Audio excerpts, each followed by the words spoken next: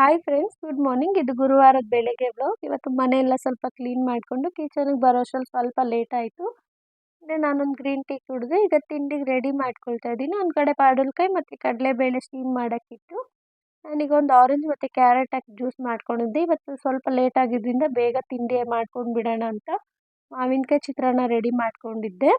ಈಗ ಪಡವಲಕಾಯಿ ಮತ್ತು ಕಡಲೆಬೇಳೆಗೆ ಒಗ್ಗರಣೆ ಹಾಕ್ಕೊಳ್ತಾ ಇದ್ದೀನಿ. ಇದಕ್ಕೊಂದು ಬಾಣಲಿಗೆ ಎಣ್ಣೆ, ಸಾಸಿವೆ, ಕರಿಬೇವಿನ ಸೊಪ್ಪು, ಜಜ್ಜಿಟ್ಕೊಂಡಿರೋ ಬೆಳ್ಳುಳ್ಳಿ ಮತ್ತು ಚಕ್ಕೆ ಲವಂಗ, ಈರುಳ್ಳಿ, ಟೊಮೆಟೊ, ಖಾರದ ಪುಡಿ, ಧನಿಯಾ ಪುಡಿ, ಬೇಯಿಸಿಟ್ಕೊಂಡಿರೋ ಕಡಲೆಬೇಳೆ, ಪಡವಲಕಾಯಿ, ಲಾಸ್ಟಿಗೆ ಕೊತ್ತಂಬರಿ, ಕಾಯಿ ತುರಿ ಆ್ಯಡ್ ಮಾಡಿಕೊಂಡ್ರೆ ಸಾಕು.